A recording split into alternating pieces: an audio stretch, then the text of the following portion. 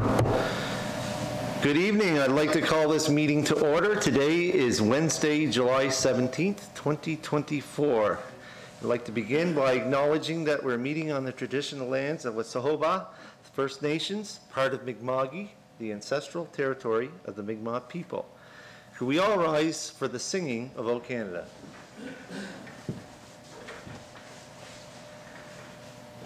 O Canada, our home and native land, true patriot love, in all our sons command, with glowing hearts we see thee rise, the true north, strong and free, from far and wide, O Canada, we stand on guard for thee. God keep our land glorious and free. O Canada, we stand on guard for thee. O Canada, we stand on guard for thee.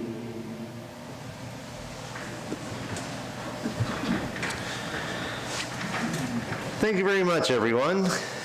Item number 4, approval of the agenda. Is there any additions or deletions to the agenda as circulated? If not, I'd entertain a motion to approve the agenda as circulated. Moved by Councillor Daniel Allen. Do I have a seconder? Seconded by Councillor Nick Hilton. Motion on the floor to approve the agenda as circulated. All those in favor signify by saying aye. Aye. Opposed? Motion carried unanimously. Item 5, if there's any declarations of conflict or interest, please notify me and I'll indicate to the recording secretary that you have declared a conflict of interest. Item 6, approval of the minutes. You all have those in your meeting package. What is the wishes of council? Motion on the floor to move is presented by Councillor Nick Hilton. A seconder, seconded by Councillor Patty Durkee. Motion on the floor to approve the minutes as circulated. All those in favor signify by saying aye. Aye. Opposed? Motion carried unanimously. Before I move on, I forgot to note that Councillor Sherry Hurlbert is absent with regrets. Item number 7, presentations. Make Your Move Yarmouth, Molly Spinney. So I'll get you to come up. There's a little red button on the microphone there. Just hit that and I'll turn the microphone on. All right. Welcome. You have the floor. Thank you very much. Okay, so my name is Molly Spinney and I am the Active Living Coordinator for the Municipality of the District of Yarmouth. I also fall under the title of the Municipal Physical Activity Leader, which they're both tongue twisters, so bear with me. And I'll be presenting on Make Your Move Yarmouth. Okay, so the goals for this is just to inform and just to inspire on the mandate for this process. And feel free to stand, stretch, or move about during this presentation because that is what Make Your Move is all about. So Yarmouth was chosen as one of the 4 communities in Nova Scotia. The reason we were successful in this project is our ongoing work in recreation, movement, and physical activity. It was recognized that we're at a stage to receive this support and truly deepen our plan to create a more comprehensive approach to tackling the shift in behavior and creating, closer to the mic? So we can hear you online. Oh, perfect. Yeah, that's exactly what I wanted. We want to tackle this shift in behavior, so we're hoping in what we're hoping to achieve. And what are we hoping to achieve? Well, the vision is to create a stronger community together. We're trying to mobilize and enhance places and spaces to improve opportunities and awareness for simple movement. I think a lot of us were taught that physical activity looks like intense cardio or weightlifting, or you have to really be out of breath in order for it to count. But we're looking at what simple movement can actually mean for communities. So a big shift in that is community walks. We do senior struts, it's called, where we don't check for IDs, but a lot of our members are seniors, and we pick a really nice, easy path and walk along it. It's 2 kilometers long. We have a 30-minute window. If it takes longer, it takes longer. But the cultural shift in thinking about what physical activity actually means in comparison to what we were taught. We're calling on workplaces, schools, healthcare, communities, and neighbors to take leadership roles and support the creation of these environments that's going to support this shift. Okay.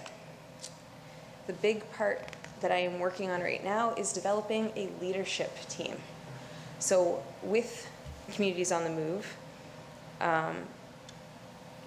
there is funding provided, and in order to utilize any of that funding, we need the okay from a leadership team. It can't be one person deciding, I want to build this and this is going to be what will be physical activity in Yarmouth. It's going to be more or less, let's grab from different places and get different opinions and different views on what physical activity is going to look like. So with the leadership, we're looking at, again, calling upon healthcare, different community members. What I've essentially established at this point is a lot of mental health, physical health, looking at a holistic approach to how we can build this leadership team. So far, our team includes representatives from education, different workplaces in Yarmouth and surrounding areas, businesses, healthcare in mental and physical health, government, and community. Once this is established, and we're looking at August right now because everyone's on summer vacation, we're focusing on community engagement and awareness. So developing more or less what we already know as knowledge and how to shift that into behaviors. Make Your Move likes to put out a lot of these really informative articles, and I don't think that they're a big shock to anyone. Basically, one of the biggest pieces of data that came about was 88% of us are relatively inactive for more than 8 hours per day, 8 hours that we're awake. This kind of falls into, most of us are at work, we're sitting at desks, right? So how do we create more movement in the workplace? Another big part is that as individuals, we can't take on 100% of the blame. The inactivity crisis is not the result of willpower or motivation. It's more or less a culture that has shifted to being sedentary.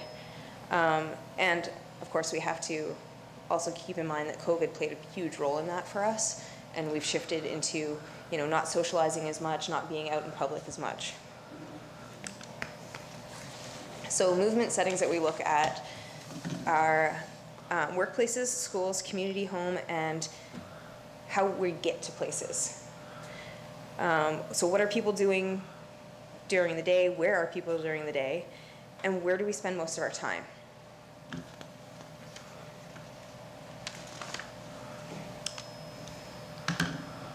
Make Your Move has a kind of a sister project that's coming along. It's Make Your Move at Work. And it is because a lot of those hours that we are not moving, we are spending at work. So it encourages workplaces to create supportive environments for their staff throughout the day. It's designed to support health and wellness of workers across the province. Given that Nova Scotians spend a significant amount of their time each day at work, employers can play a key role in promoting increased movement. So whether this is whether in the physical office or while employees are working from home.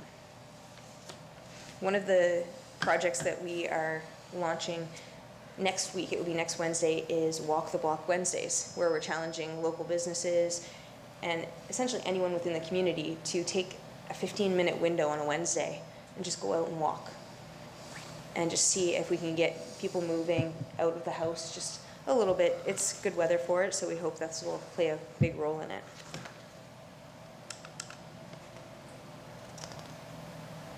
So this is our Make Your Move at Work promo video, but I'm going to skip through it for the sake of time. But we look at how movement can help. So cognitive function, focus, memory, creativity, and productivity, better mood. A lot of my work in the past was in the mental health sector, and I used to bring people out on walks and get them active, and we'd check in at the beginning with a number and a feeling word. And I used to promise that at the end of that walk or whatever you're doing, you're never going to check out with a lower number or a worse feeling, right? You're going to feel better, you're going to feel a lot more energy after doing something physical. So if you look at that within the realm of work, if I get a break to go for a quick walk, I might come back with more focus to do those things at work that I'm doing.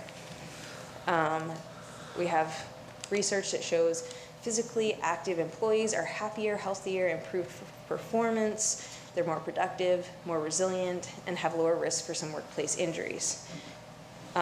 There is a return on investment within this, and every dollar invested can return to $2 to $4 in reduced costs for improved outcomes. So employees who are sedentary are at higher risk for physical and mental illness, and their illnesses also cost employers. So in a single year, the cost of Canadian businesses was more than $500 million.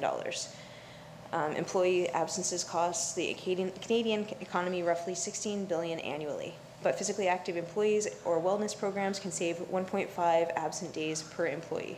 So that works out to a savings around $2 billion or $250 per employee per year. The draw within this is that the program is inclusive, it's accessible, and welcoming in the sense that we don't ask that you have to be moving all day long. Small breaks in work, adding, a 10-minute walk to the end of your lunch break rather than, sitting on a computer. Many of us spend the majority of our days at work, and this is an ideal place to shift our mindsets and movement. A lot of pilot organizations shared that Make Your Move at work boosted morale and encouraged more social interaction. Anyone can go online and sign up for a Make Your Move at Work toolkit. And essentially it's a free toolkit. It comes and you get to go through all this information, and it actually has all that data that I was talking about cost, benefit, and it's evidence-based from Dr. Jonathan Fowles and his team at Acadia. And one of the important findings from this research that comprehensive approach is required to bring about a significant and sustained changes in workplace behaviors regarding movement. So you need to do more than simply purchasing standing desks.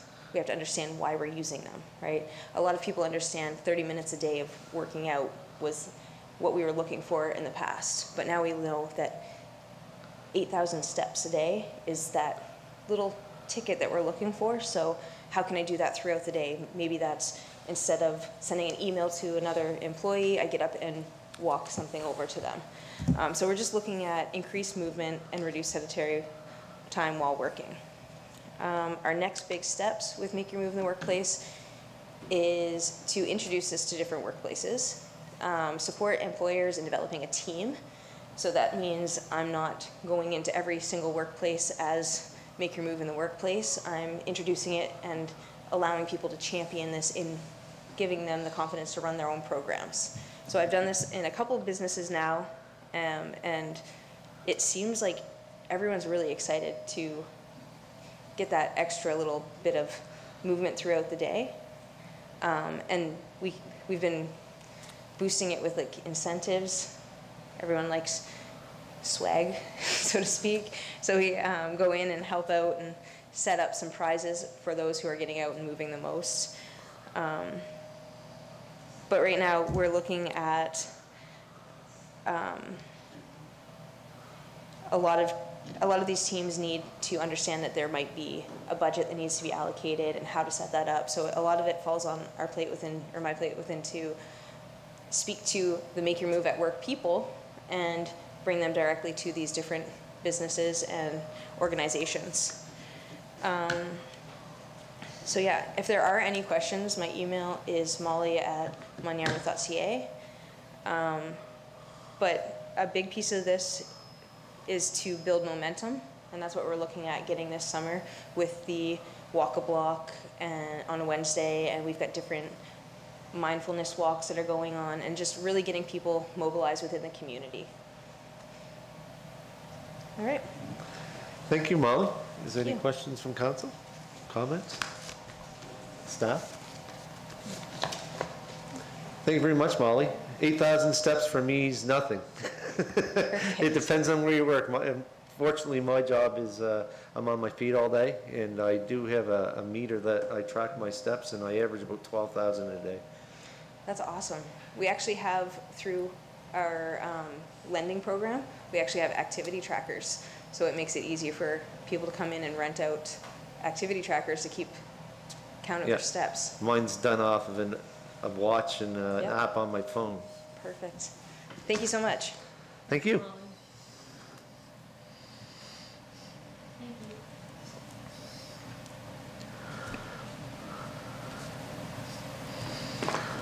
All right, moving on to old business.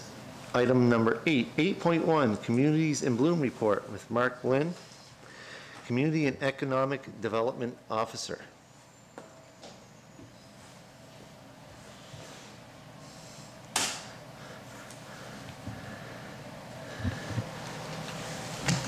Hello, everyone.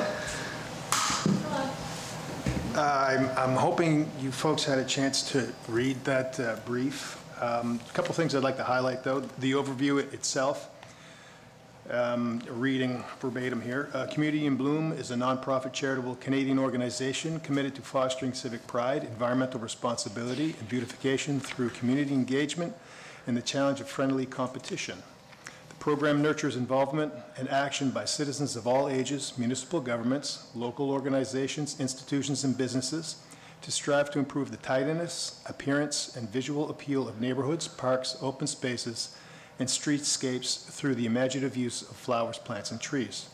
A focus on environmental awareness and the preservation and conservation of cultural, natural, and built heritage elements are also integral pillars to the success of the program. There was a couple questions that council had, and I attempted to answer them. One of the questions about how many municipalities are members.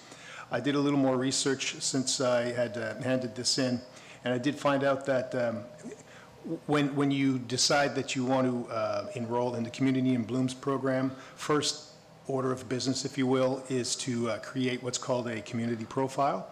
So I went online to see the community profiles for 2024, and there's roughly about 17 of them. And the most that I saw online, and that went back to 2018, was 37 profiles. So it gives you an idea of how many municipalities, communities, are actually going for the Bloom rating, which is not to say that there's not many, many more communities that are in the Community in Bloom program. It's just that year, you can get an accurate account of how many communities are in the competition phase that year by looking to see how many community profiles are being developed. So this year there's roughly 17. The other question was, what does it cost to join? Well, to join, just the fee itself would cost us 10,000 plus, a population of 10,000 plus, it would be $775.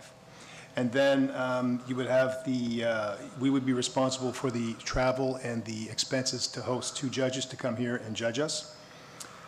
And that's the fee just to join. And then the other question is, what would it cost to implement the program? And this, and I researched, I would say roughly from 15 to 20 different towns and municipalities, and it varies on the size of the municipality and the initiatives that they're doing. So it's very hard to put a number on it. What I would say, though, is that some of the things that we are doing now as a municipality, like mowing the grass at the rec park itself could be something that we could highlight to a Community in Bloom judge. But also the mowing that the municipality does, all that would be part and parcel of something that we present to them as well. So it's kind of hard to get an exact cost of what it would cost, because some of these things, the costs are already in our budgets in different departments. So how the program works, we would be in what's called the Atlantic Division if we decided to join, and that's going to be Nova Scotia, New Brunswick, PEI, and Newfoundland.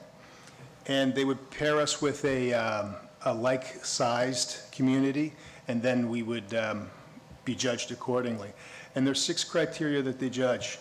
What the professional jury does is they look at the accomplishments of the entire community, the municipal, private, corporate, and institutional sectors and citizens, and we're judged on 6 criteria, which is community appearance, environmental action, heritage conservation, tree management, landscape and plant and floral displays. And one other thing I'd like to point out is they do have a community profile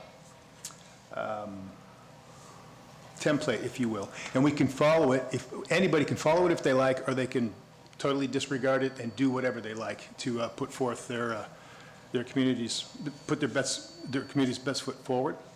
But some of the things that they mention here in the profile is community appearance, gateway impressions, first impressions of a community, including gateway entrance, landscape, and treatments. So you could highlight those things. Businesses, some businesses and institutions, if there's some businesses, say, in the Dayton district that decided to get together and have a campaign where they put flowers out in front of their businesses or stuff of that sort, they could do that as well, and we would highlight that. Overall impressions of curb appeal and property conditions in general. Then there's also a section here which is environmental action, and here we could talk about our sustainable development strategies, waste reduction. Actually, they're aware of Waste Check because that's a partnership with us in the town, and Communities in Bloom came out and judged Yarmouth, and they were made aware of that. We could also mention our heritage conservation and also our the built infrastructure like Cape Fershu, Sanford Drawbridge, anything of that nature that we feel is important that they should know. We can highlight that as well. And then there's, we'll take a look at some residential areas, and community involvement is something that they're very big on. We could highlight any community groups that might be helping us in this endeavor, should we decide to proceed. And the other thing is, you folks had a question about how many staff members would it take, and would it be volunteer-led or staff-led? And that's completely up to us to figure out what would be the best. I mean, we could ask if there's a group of community volunteers that would like to do it, or we could decide to take the helm first and foremost and then bring community volunteers in. And it varies and it differs from all different communities as to the makeup of that Community in Bloom committee. And with that, that's basically about it. If there's any questions whatsoever, please feel free. Any questions, comments? Councillor Patty Durkee, you have the floor. Thank you, Mark. This is very well done. I have been talking about this for a number of years now because I think in terms of our placemaking, that I think this would be of great benefit to us. I think there are people in the community that would like to be involved. I think we should have areas, certainly a number of areas that would benefit from highlighting where people could come together and highlight those communities by added beautification. I know you guys are probably tired of me saying that, but it does make places more attractive. I think our banners make our communities look better. I think they make us look like we have communities. And so I would definitely be interested in moving forward with this. I think council should join. I know there'd be a lot of assistance from the Communities in Bloom folks in town, and I also think that there would be people that would come out in our community to work together to make this happen.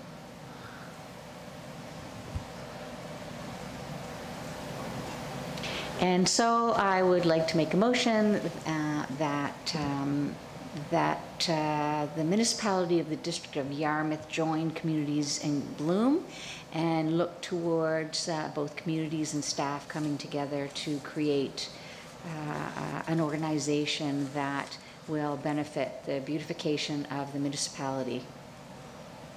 Okay, a motion on the floor. Do I have a seconder? Second by Councillor Nick Hilton.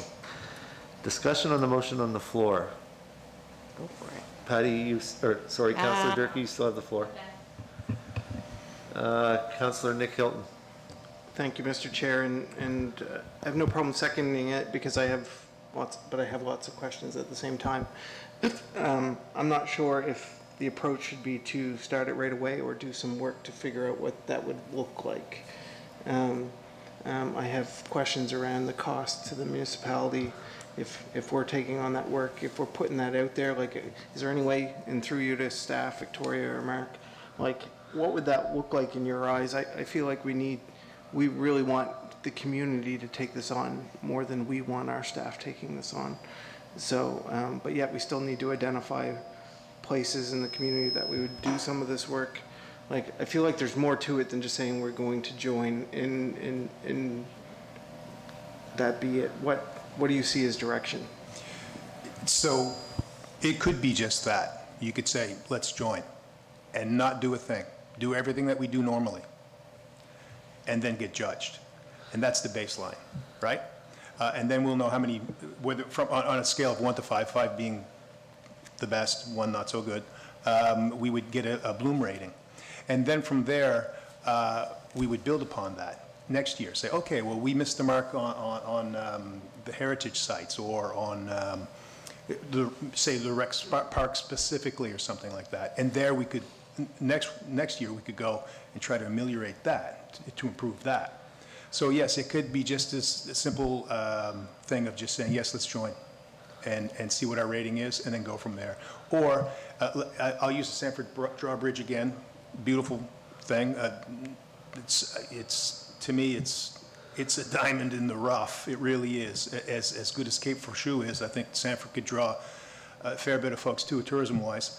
It needs some work, and there's a lot of issues that go with it as to who owns it, where is it sitting, and all the permissions that you would need. But you could decide, okay, well, let's not do that. Let's not even entertain a community in Bloom until we have that squared away a little bit. So you could work on that and try to get that going, and then apply. It's completely up to us what we want to do and what we want to present to them as well, right?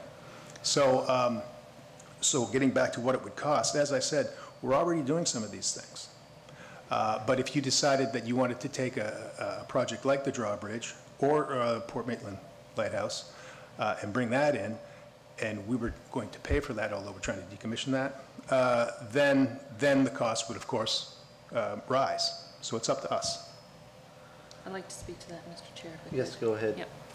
So, and I think, you know, volunteerism is incredibly important to the projects, and it would be helpful for council to have a sense of, you know, how much interest is out there in the community. So we could also do, you know, a call for expressions of interest. Right. To community groups, leaderships in our hamlets that we've developed. To Councillor Durkee's point, the municipality has kind of started developing this notion of these pockets of community around the municipality in our hamlets. And so the two could happen. It's important to keep in mind that this is a competition. Mm-hmm. And so, you know, once the municipality steps in to do this and ratings start to be received, the notion is, to Councillor Durkee's point, is that things are going to improve. And so the questions about who's going to make what investment and, you know, what support is the municipality going to give the community, what are the expectations going to be on community, there are a lot of questions that do need to be answered to really understand what it would mean to join. And myself, I don't even have a good sense of, you know, what's the impact going to be on existing staff resources. And maybe that's the first step, is for the municipality to enter for a year, join for a year, get the initial Bloom rating, understand where we're at, and have the council of the day decide where they want to go, and then start the work to build relationship in community. You know, there are a number of approaches around that. All that said, this program's not in the budget for this year. It's a few $1,000s. And it's late for judging. I don't even know the calendar, but I think judging probably is already in the works now. So it would be a next fiscal project, I think. Right, and it's not that we could just say, okay, well, the municipality should do it and that's it, because you do get judged on citizen input as well. So there's that component to take into consideration. Yeah. Councillor Lorne Cushing. Oh. Thank you, Mr. Warden. Thank you, Mark, for that presentation. Communities in Bloom. the town's been in it for a number of years, and the town is a very confined area where they can have their judging and whatnot, whereas the municipality of Yarmouth is spread out anywhere from let's say Town Point and down where Daniel lives to Carlton and beyond, right? So we'd have to have, if any judging would have to be done, the certain areas would have to be looked at and to be judged upon. So there'll certainly be a cost to that, other than similar to what the, different from what the town incurs for cost. Also, a tree program is very important in this type of contest. We did plant some trees for the 150th anniversary of Canada down in our soccer field on the border for the 7 different districts there is, and we had a tree program that went up at the recreation complex. So so that would be a plus to be looking at also.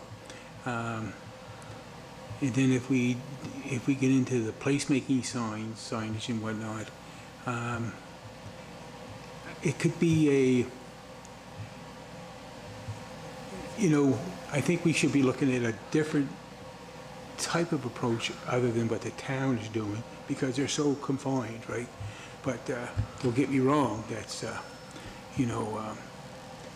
how your neighborhood looks is very important and can go a long ways. But, yeah, I think it's worth pursuing for, as Madam CAO had mentioned about, let's join, see where we stand, get a feeling of what the cost would be, and then go from there. Right, so you're right, I mean, logistically, it's easier in the town, smaller square footage area, if you will. But again, with that community profile, and this is what's important, and they said one of the hardest things in this whole thing is writing the community profile, because that can take a long time. But in it, you decide what you're going to highlight, and the judges are going to go and take a look at those things. So it's not that they have to see all of the municipality. That would take a long time. That would take forever. You say, go take a look at this. Go take a look down at Carlton and see the boat launch or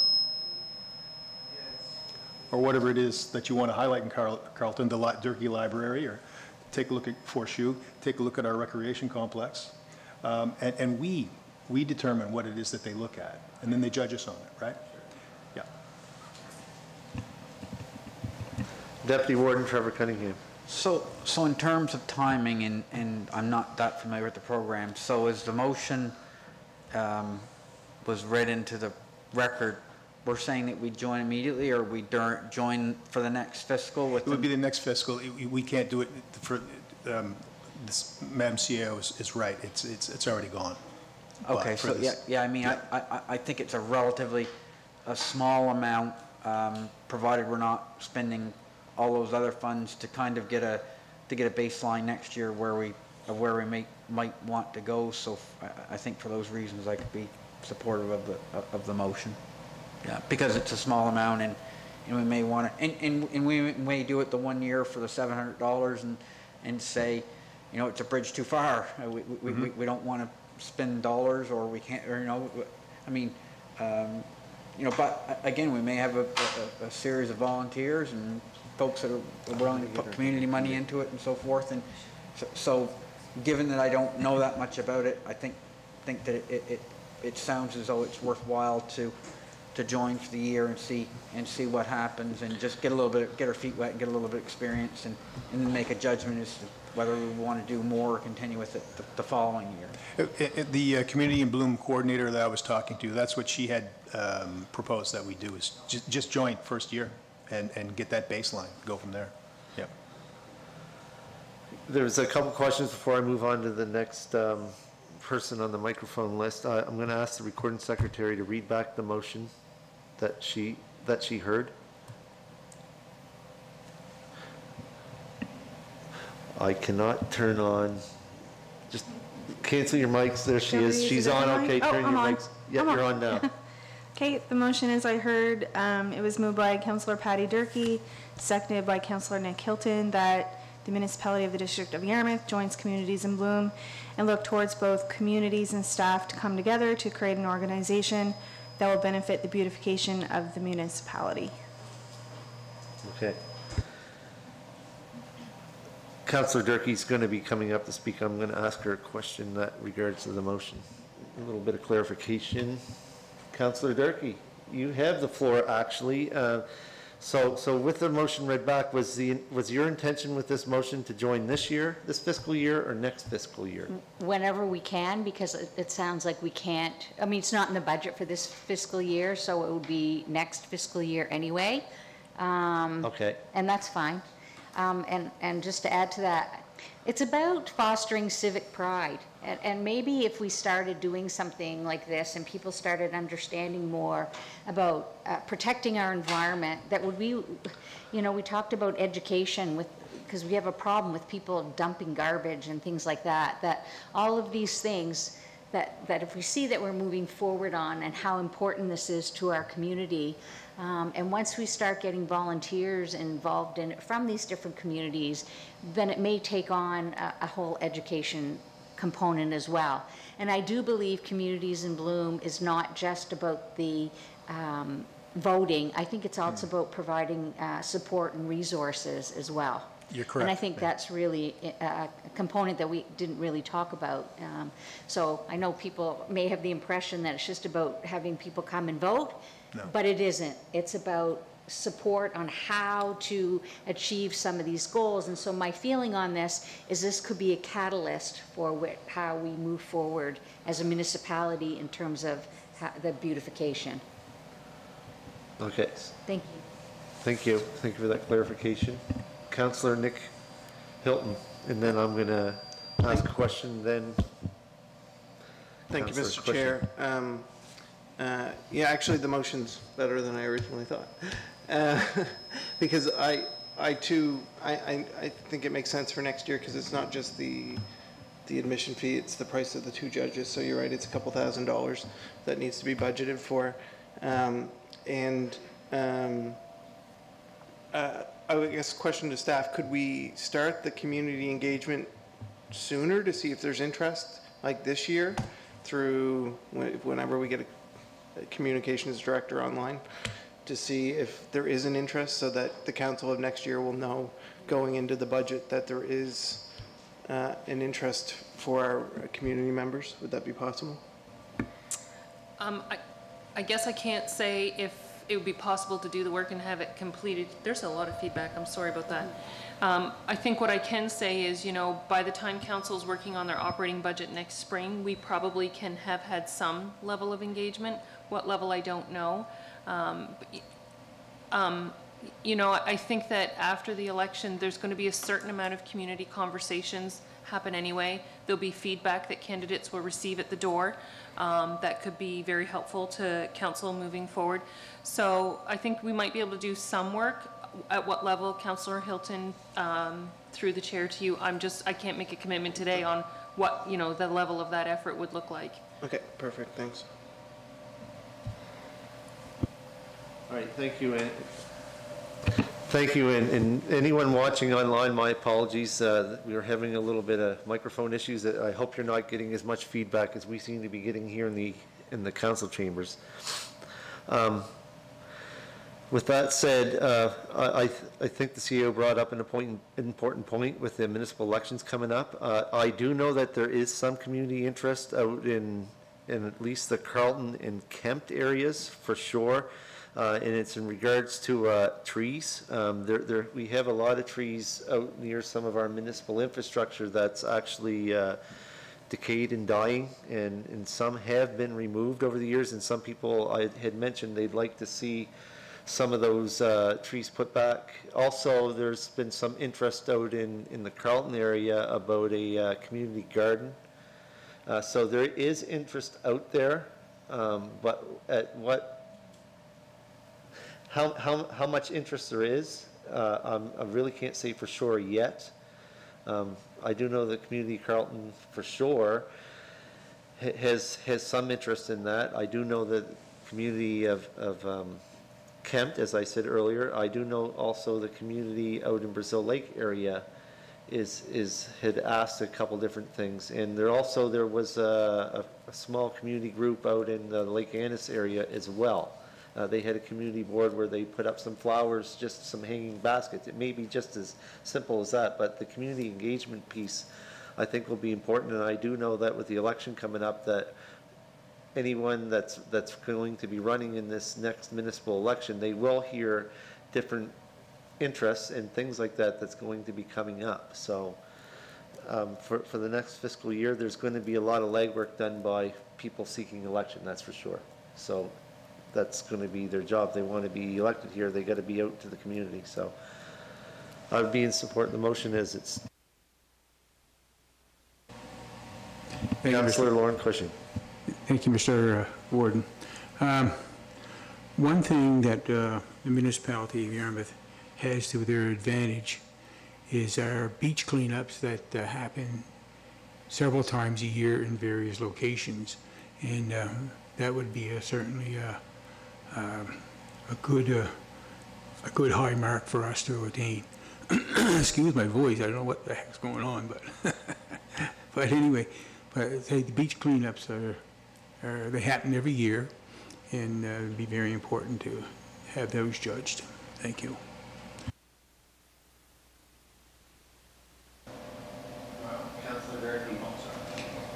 Councillor Durkee.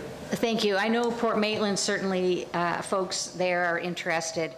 And I just want to say that, this is something I think I've been bringing up for the last 8 years.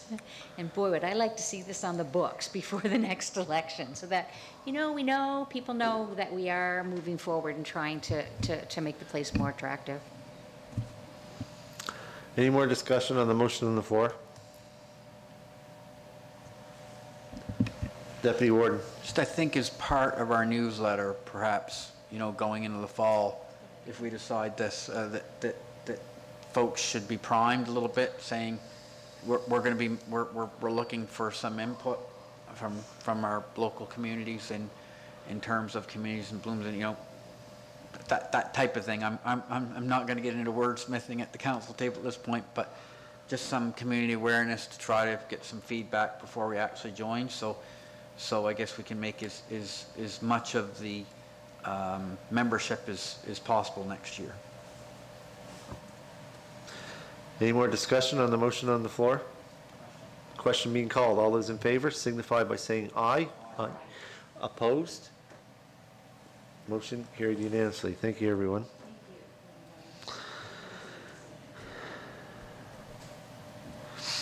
Item 8.2, preliminary voters list revision deadline. Madam CEO. Thank you, Mr. Chair. So in council's package this evening is a request for decision from the returning officer. One of the items under the Municipal Elections Act in section 38 and 43 is a reference to a deadline for making revisions to the preliminary list of electors, and council has to set that deadline. And so the returning officer is recommending that the revision period for changes to the list of electors be deadline August 26th. Now, I need to be very clear. That does not mean that if somebody goes to vote and there's a mistake on the list that it cannot be corrected. But that is basically the work that gets done in advance of issuing the voters list to the candidates who are running in the election. So we try to clean up the list as much as we can prior to issuing the list of electors for the use of the candidates when they're campaigning for the election. But anybody can be added to the list and have their information on the list corrected. So I don't want anybody to think that because that deadline is there, that means no more changes. That's not what it means. It means preparing the list to issue it for the purposes of the campaign.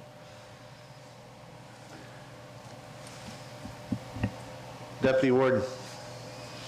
Yes, I'll move that the municipality of District of Yarmouth set the revision period for changes to the preliminary list of electors, that revision period end on August 26, 2024, in accordance with the recommendation circulated tonight. Okay, a motion on the floor. Do I have a seconder? Seconded by Councillor Daniel Allen. Discussion? Councillor Lauren Cushing. Thank you, Mr. Warden. Just to satisfy my mind, the revision period for changes to the preliminary list of electors is August 26, 24. Now, we certainly have people moved into our different districts in the last few years. Will they be, when they're paying taxes, property taxes, will their names be automatically put on that through the tax rate? So the municipality, through permission from council, has used the provincial voting list as the basis for the preliminary list of electors. So whatever elections Nova Scotia has picked up will be on there. There is a requirement to advertise that the revision period is open, so there will be an ad in the Lobster Bay and Clare Shoppers. We will be running ads on social media, CJLS, and on our website to let individuals know that the list is available for revising, and the onus is on an elector to make sure that they are on the list, their address and their birth date is correct. So some may be picked up, Mr. Chair, through you to Councillor Cushing. Some of those new neighbors may be picked up. Some of the movement from within the municipality may be picked up, but we can't say that it will all be picked up. And that's the purpose of the revision period, as well as the authority under the Act for an elector to be recorded on the list correctly when they present themselves to vote. So when we're using the provincial list, you say? Yes. Yep, the provincial list of electors, yep. When was that issued? We just received it today. Oh, okay. So it's up to date today? Well, I can't say that, right? I don't know what data the province has or hasn't added to it, which is the purpose of the revision period, is to receive data, notify the public that data has been received, and ask the public to call and check in and make sure that it's correct. To answer your question, Councillor Cushing, I do know in my previous elections that I've held, there has been errors and omissions in that electors list. There is no list that I've ever seen for any election that's perfect, but there is ways for people to get added or changed, or people that's moved here, provided that they're residents and they've been living in the area for X amount of time. Yeah. It can be in marital status changes, and we've had a lot of changes since the last municipal election or provincial electors list. There's lots of changes, so Yep. there is ways to get that fixed. Okay, so how does a new resident in one of the districts, if they come to the municipality office, will they be given the information they need? Will they be able to look and find out if they are on the list or not? 100% yes. Okay. So we have a staff of 4 who will be helping with the revisions. So an individual can come to the office, call or email. They can inquire by providing their full name, their civic address, and their birth date. And the team can verify if they're on the list and if the address and the birth date matches up. If not, then we make the necessary corrections. Okay, thank you. Deputy Warden. Right, that's the important piece of it, and there will be lots of changes, and we all know from having previous lists of electors, they are imperfect, but this is an effort to make them better and make sure people get on the voters list. Having said that, if it's better for people to be on the voters list, to have it as correct as they can have it, but there are processes that can allow you to vote even if you're not on the voters list. So if that's not often a question, if I'm not on the voters list, can I vote? The answer is yes. If you meet certain other criteria, you can vote in their processes. So what I'm going to suggest, of course I'll vote for the motion, but that we have Ms. LeBlanc come in and perhaps at our next council meeting and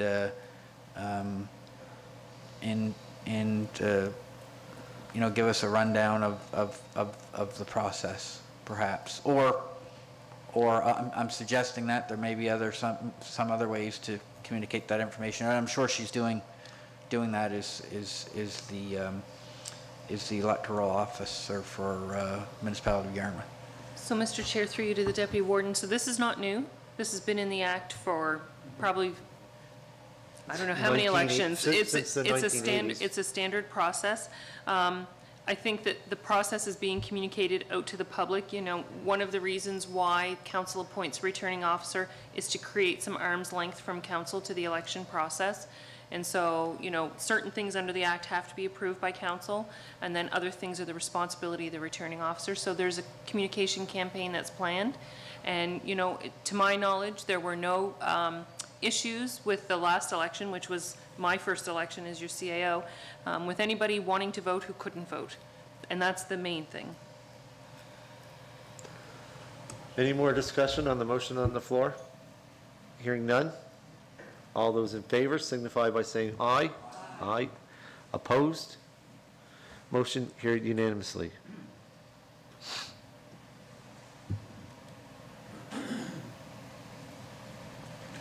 Item 8.3, public hearing date for the Port Maitland Fog Alarm Building.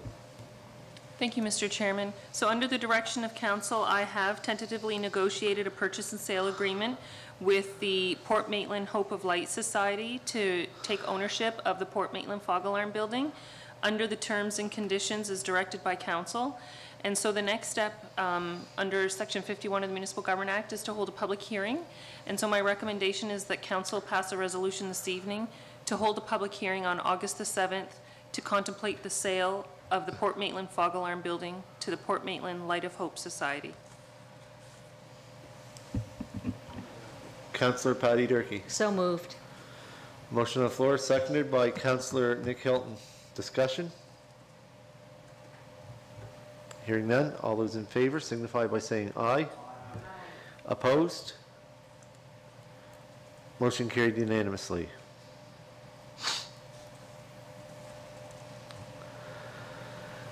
Item number 9, 9.1, September regular council meeting date. That's me again, Mr. Chair, thank you. So I was taking a peek at the organization's calendar and kind of trying to map out the horizon, and I note that council's next meeting is on August 7th. After that, council wouldn't ordinarily meet again until September 12th, which is over a month.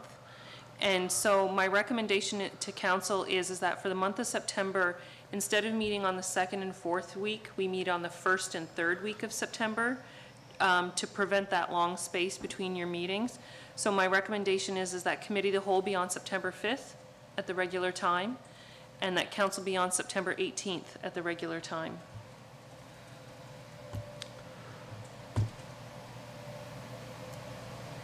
What is council's pleasure? Do you wish to move those dates as recommended by the CEO or something different? Deputy Warden? I'll move the dates for the committee of the whole and regular council meeting for September as suggested by our CAO.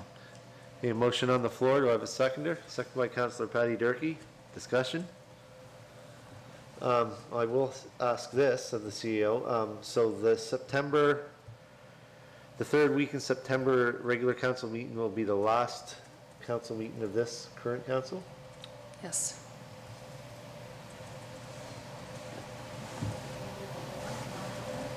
You will have a committee of the whole, but you will not have a council. All right. Any discussion on the motion on the floor? Deputy Warden? So does it make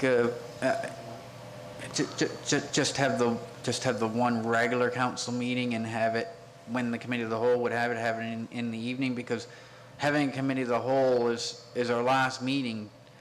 I don't think makes a lot of sense. So what, in October, Mr. Chair, through you to the Deputy Warden, so in October on your committee of the whole day, you could schedule council following that. If there's a procurement that needs to be ratified or something like that, then practically speaking, that makes sense. Any discussion more? Hearing none. All those in favor signify by saying aye. Aye. Opposed? Motion carried unanimously.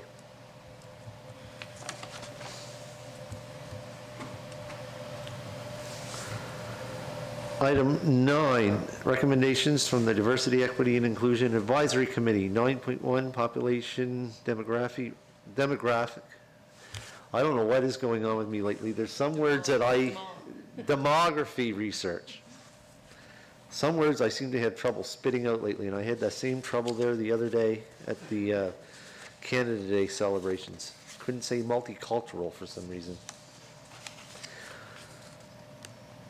All right, 2 recommendations. Councillor Patty Durkee.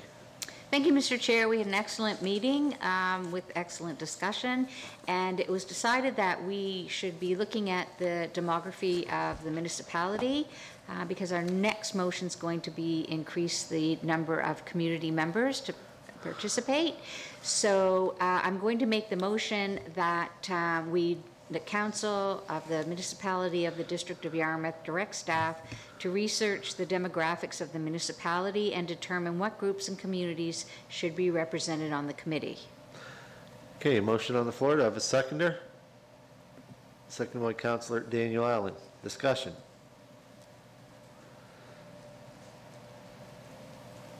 Hearing none. All those in favor signify by saying aye. Aye.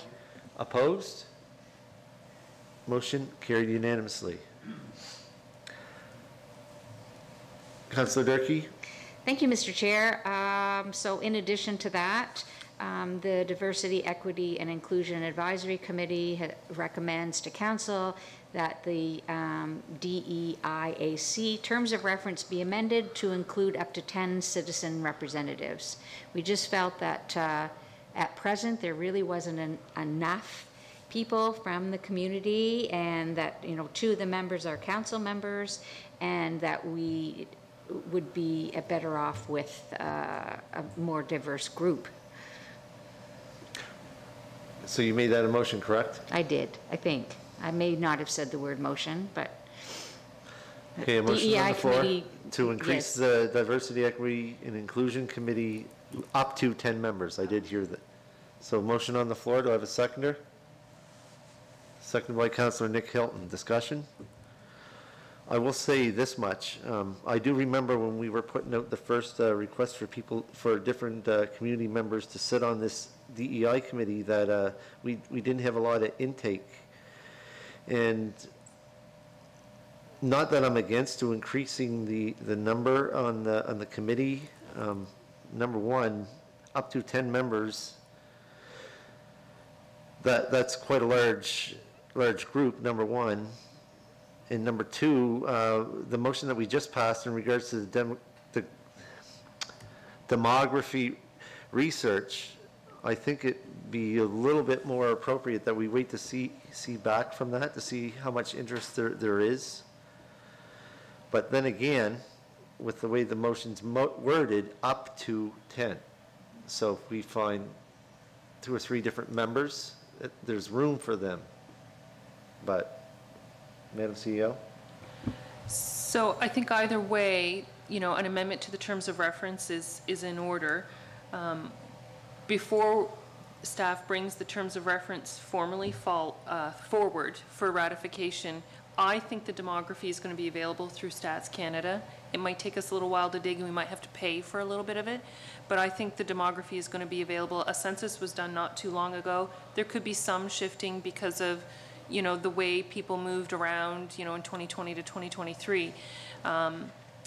Because my question is, if the terms of reference are going to allow for the committee to have up to 10 citizen reps appointed, does council want some sort of metric to ensure representation from communities that would be represented in that demography? And until I take a peek at how broad the demography is, I won't really know what to recommend to council. So, either way, it's a 2-step process.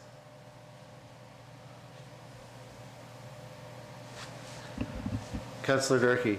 Thank you, Mr. Chair. Again, we have the up to piece, and I think we did have some concerns when we first created that committee as to who should be sitting on it, and I think the demographic information will help, but it doesn't really have an impact on numbers at this point. Our last meeting, we had Troy Lawrence visit us, and he was wonderful, and he's agreed to be an advisory person on it. And one of the things that we discussed is that, you know, when you go to a specific community and you want them involved, then you have that discussion with the community and ask them for their suggestions of who they would recommend come sit on our community. So that's, I think, part of the idea, is that we don't just say, oh, look, and anybody can join, but we go to specific groups and say, you know, is there someone from your group? And that way we would get diverse. And so when we look at our demographics, we will know how many different communities and groups of people that we should be approaching.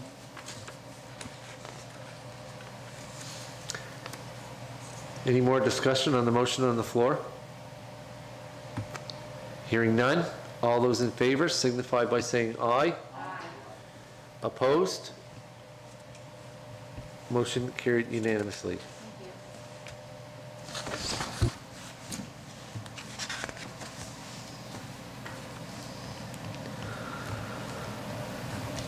Item 9.3, Coastal Protection Act. Councillor Nick Hilton. You have the floor. Thank you, Mr. Chair. In reviewing our MPS and LUB, we left a statement in there, I believe, that states that we would follow up. We would do more work along the coast with the Coastal Protection Act once the province had provided recommendations, and we know that their recommendation is for each municipality to kind of do that work on their own. And there's nothing coming back from the province saying that they're going to change that. So we know that Lunenburg has just approved their bylaw, and we have a number of community members that continue to advocate for this. You'll see the signage going up regularly. So I think it's time that we as a municipality address that outlying issue in our MPS and LUB, and have staff or the PAC bring back a draft recommendation for a Coastal Protection Act. So just through you to staff, to Madam CEO, would that be PAC doing that work, or yourself, or both? No, through you, Mr. Chair, to Councillor Hilton, it would be an assignment that Council would give to the Planning Advisory Committee to go back and take a look at that, revisit that.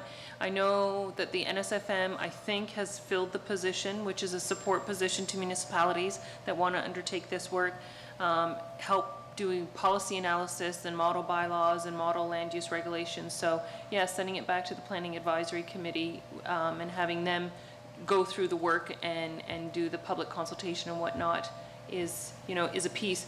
And I do think, you know, what we've learned through the significant planning exercises we've been through in the last 4 years is that it's important to listen to the community before we draft language, understanding and recognizing that, you know, the whole coastal protection topic is so even property specific, never mind municipally specific. So sending it back to the PAC allows the municipality to leverage the public participation policy and have some conversations and do some listening. So I'll make that a motion. That motion is? To send it to Coastal Protection, the request for Coastal Protection Act bylaw to the PAC for review and public input. Okay, a motion on the floor. Do I have a seconder? Seconded by Councillor Lauren Cushing. Discussion, Councillor Cushing. Thank you, Mr. Warden. Madam CAO had mentioned about making sure we get the public involved in meetings to discuss this Coastal Protection Act. Yes, it is very important that we look into it, but let's not forget to invite the public on public meetings so we can let them, and make sure we let as many people know that we're having these meetings so that they can attend and voice their opinions. Thank you. I personally don't like the fact that it's being put on the municipalities or municipal governments' shoulders, because there's still questions still have been asked, what about the enforcement of some of these things and like that? There's still a lot of questions out there. I'm not opposed to the motion on the floor, don't get me wrong. I think we should be doing our legwork, but it also needs to be a component where the public has their say on what they think, on what should happen with that, and be rest assured, this is not going to happen overnight and not in this term. It's another big project that the Planning Advisory Committee, whoever may be sitting on that the next term, is going to be digging their teeth into. And there's a lot of varying opinions on this. I'm under the opinion that it should be the province's responsibility, and I stand firmly behind that. As far as I'm concerned, it's another way to download onto municipal governments.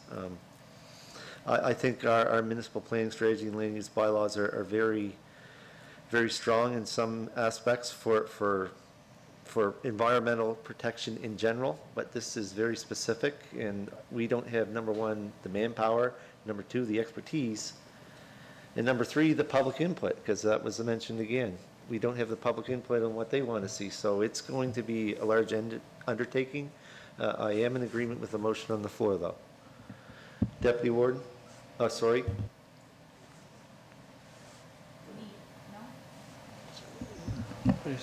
Deputy Warden, yes. Oh, yes.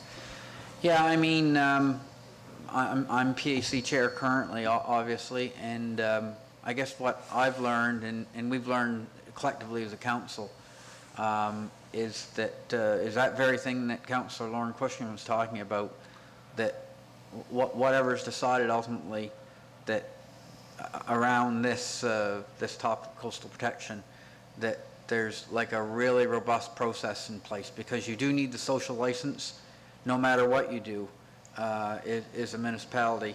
You know, obviously we've talked about Lunenburg adopting you know, a set of legislation that deals with this. That's one municipality among many. Others have chosen, you know, certainly not to do a lot around this. Their stance is that it should be a provincially legislated area. You know, that's many, but the fact is that's not the case in Nova Scotia. There's not the provincial legislation there. So what we do and how we do it will really be driven by public input, in my mind. And through our experience with the MPS and LUB, what I took away from that is you can't do too much consultation. So that long and short of it is, so to our warden's point, this will be a long and I think rightfully exhaustive process that you know, there's never a perfect information at the end of the day. We know that. You can't hear from everybody, but we're going to try. So, you know, in my mind, we're going to try. So I think the work of the PAC will be to certainly work with staff. And again, the work of the PAC will be determined by the membership of the PAC through that process. But I'm thinking that you know, staff will certainly be bringing us a robust process to hear from the public and to hear what from landowners and really all the stakeholders around the table to see you know, what move forward is maybe the right one for the municipality district of Yarmouth. So we've got lots of work to do before, and lots of research to do, and lots of different models to look at, and you know, that doing all that allows you to make the best choice for the residents. So what I'd sort of like to say, start publicly, is that, you know, all the members of the public certainly you know that these conversations will be happening over the coming months, many months, and you know, engage yourself to the extent that you can, because the more input we have, I think the better decision will come to. So thank you very much. Councillor Patty Durkee. Oh, thank you, Mr. Chair. I agree with you. I think that all parties agreed that there should have been a Coastal Protection Act. They did a lot of work already across the province to make decisions, and they had all originally agreed and then disagreed. And so for me personally, I'm very disappointed that this has not been put in place already. I think it's unfair to the 49 municipalities now that have to spend so much time each one working on creating something that I think, again, as you had mentioned, how do we police that? There are people doing things quickly now so that they can avoid working with municipalities, that landowners are doing things that they probably shouldn't be around the province, and it's really disappointing. So I agree that this is a provincial issue, and here we are downloaded, and our staff, again, have to spend a lot of time working on something that could have been put in place already. Thank you. It's going to be interesting, and I'm sure it's going to become an issue come election time when you're knocking on the doors. I can see that coming.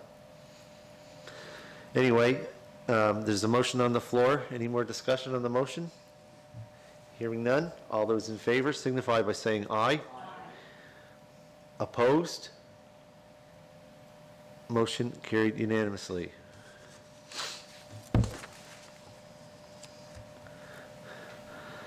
Item 9.4, special resolution regarding the Acadian flag. I had asked to have this put on the agenda. As we all know, the CMAs, the Congrès Mondial Acadien events, are being held all over Southwest Nova from August 10th to August 18th. And one thing that the municipality does have is in regards to flying flags is our flag policy. Now, our flag policy would prevent us from flying the flag for the month. And rather than making changes to the flag policy where we'd have to have public, is it public hearings or public? No, 7 days notice. Yeah, 7 days notice and changing the policy. This is an extraordinary event. It hasn't happened in this region since 2004, I believe it was. And I was thinking, in a way to celebrate all the visitors that we're having come here, which have already arrived, by the way. Some have arrived here before the event, meeting family and friends, and there's going to be people here after the event is over on the 18th. I think it's a good idea that the municipality, by special resolution, that we should fly the Acadian flag on one of our flag poles out front for the month of August. So I have crafted I have a special resolution here in front of me that I would like council's consideration. Whereas the Acadian culture is celebrated internationally every 5 years through an event known as the Congrès Mondial Acadien, CMA, Acadian World Congress, in sites around the world, and whereas the CMA has not been held in Nova Scotia since 2004, and whereas the municipalities of Clare and Argyle are hosting the 2024 CMAs August 12th to 17th and are important partners to the District of Yarmouth, and whereas the municipality of District of Yarmouth and the town of Yarmouth have partnered to be co-presenting sponsors of the CMAs, therefore be it resolved that the Acadian flag be flown for the month of August in recognition of this exceptional event. So that would be the resolution that I would like council to consider, and if you agree with it, I would entertain a motion to move that resolution. Moved by Councillor Patty Durkee, seconded by Councillor Nick Hilton. Is there any discussion? Hearing none. All those in favor of passing the special resolution signify by saying aye. Opposed? Motion carried unanimously. Thank you very much, council. And this is one small thing that we can do for the large event that's coming up in the month of August. And I'm very excited for this event that's coming. There's a bunch of family events. I have two family reunions that are coming up because my wife is part of the DeVoe family up in Clare and also part of the Comeau family. So there's two very big, large family gatherings that I'm going to be attending. And I can't wait for that to come because there's lots going on and a lot of hard work's been going towards making this event a very special one, and it certainly will be if 2004 was any indication. Item number 10, correspondence for action. There is none. There is 5 pieces of correspondence for information in regards to the federal fuel charge. A reply from Fisheries and Oceans Canada, a response from the Art Gallery Nova Scotia, notice of approved regulations, equity and anti-racism plans for municipalities and villages, and updating accessibility plans for municipalities and villages.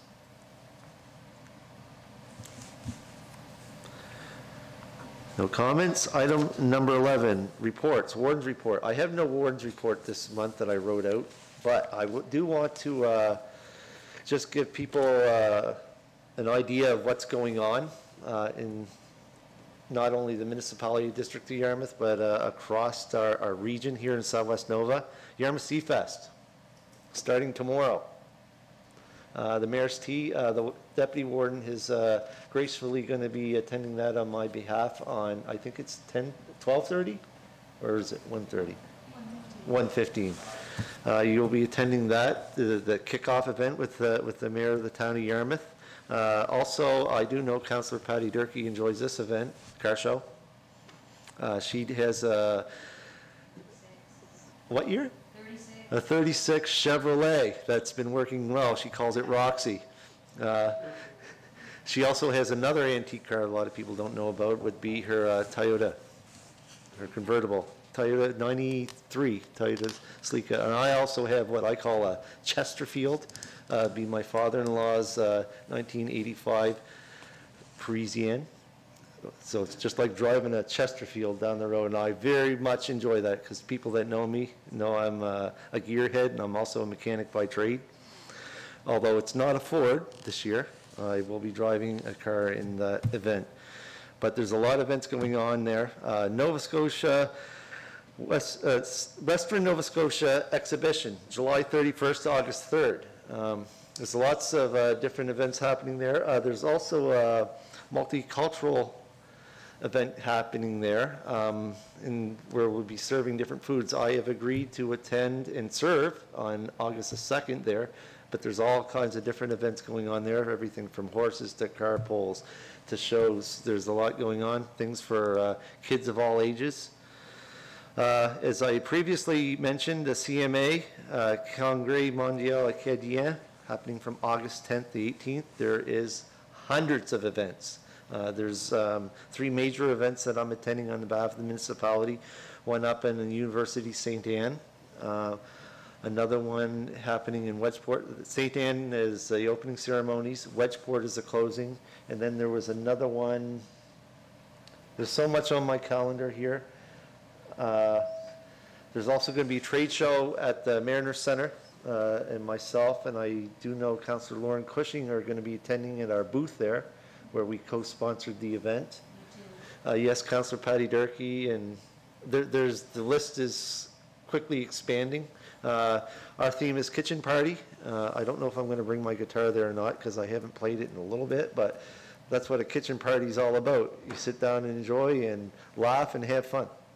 So that's our theme. Wedgeport Tuna Tournament happening August 17th to 24th. That's another large event. Very large event. Participants from all over the world come there. I've never attended that personally fishing, but one of these years I'd like to. September, Yas Drinks Fest, September 21st. And Shag Harbor UFO Expo happening September the 29th. So there's lots going on. Please be sure to get out and enjoy all the festivities that's happening. There's something for everybody that's happening all across this great municipality, District of Yarmouth, and Southwest Nova. There's a lot of things going on, so be sure to get out and about. For people who say that there's nothing to do, there's lots to do. You just got to open your eyes. Please stay tuned to my Facebook pages and Municipality District of Yarmouth's Facebook pages for times and dates for things that are going on. Like I said, my calendar is filled up like I've never seen before, so hope to see everyone out and about. That's my report.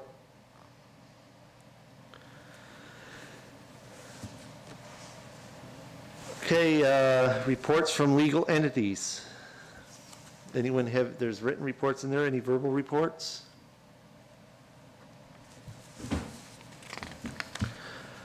Item 11.3, advisory committees. Any verbal reports for advisory committees?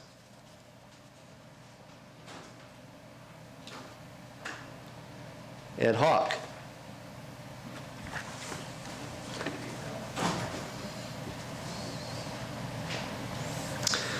Okay, item number 12, public comments. Is there anyone signed up? Nope. Moving on, item number 13. Before we move into camera, I'd entertain a motion to have a 5-minute recess before we convene and go in camera. Moved by Councillor Nick Hilton, seconded by Councillor Lauren Cushion to go recess for 5 minutes. All those in favor signify by saying aye. Opposed? Motion carried unanimously.